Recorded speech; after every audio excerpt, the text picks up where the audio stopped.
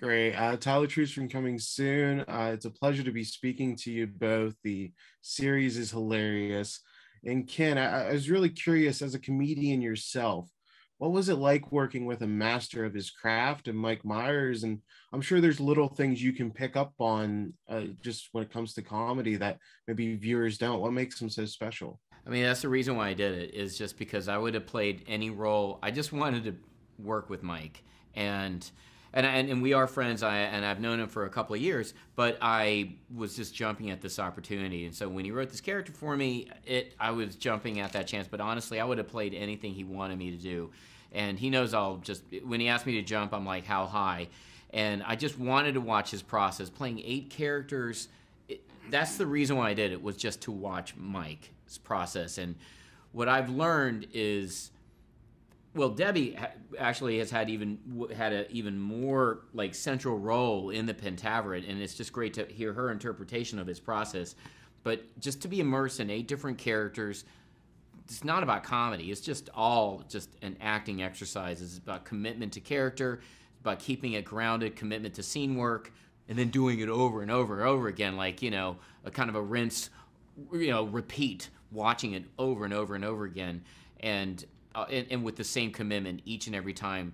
Different dialects, not just voices, but just different mindsets. So it truly is one of my favorite things I've ever done in my career, and it's just, if not for just the sole purpose of watching Mike at work, and it pure joy. I just went home smiling every single day on set, for real. It was lovely.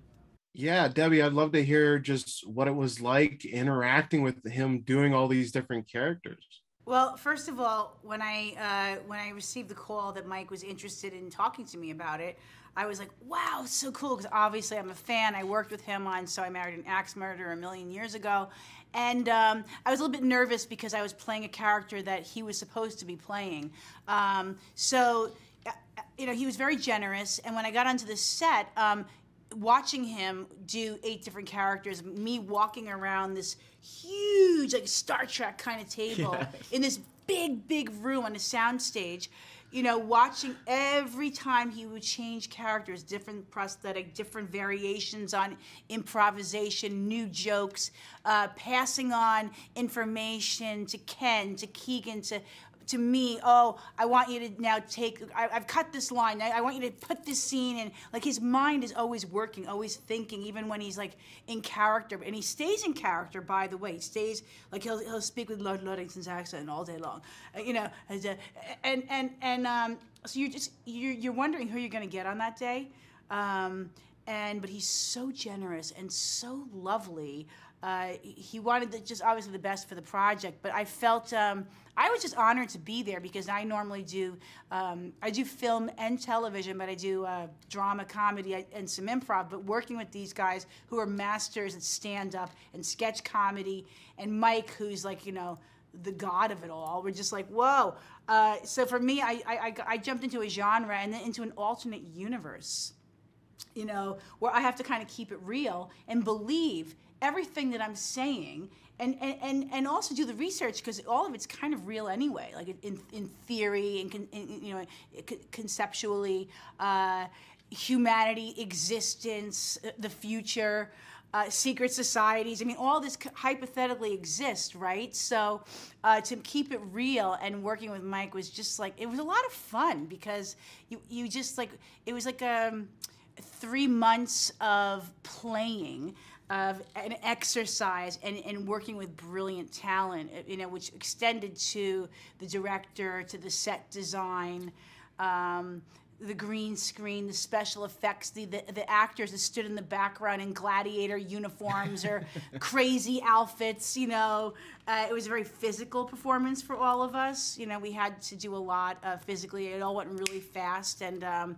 it was a ride that I'll never forget, and I'm forever grateful to Mike, for giving me the opportunity. Awesome. And then my last question here, Ken, you get to play just the most obnoxious billionaire.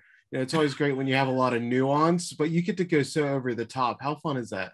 It was it was just pure joy. I think Debbie had previously said, you kind of want to impress your boss. You're doing stuff to see if you can make Mike laugh, and there are some takes there you're just doing to see.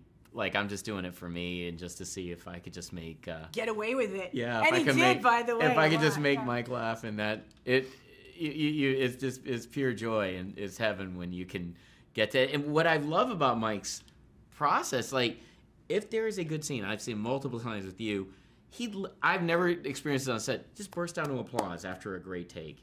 You know? Yes. He did that He always routinely. clapped. Just yes. always clapped, and it was so loving. Yeah. You know, I've worked on so many comedies, you know, where you have these amazing takes, but you don't have time. You're like, okay, that was genius. Moving on, check the gates. You know, it's like attention even. Like, you're yeah, like, okay, yeah. It's just, so even it was like perfect. Oh, it was great. I never laughed harder in my life. Moving on, that was great. So that's what what you usually get. But Mike just takes the time to smell the roses and like.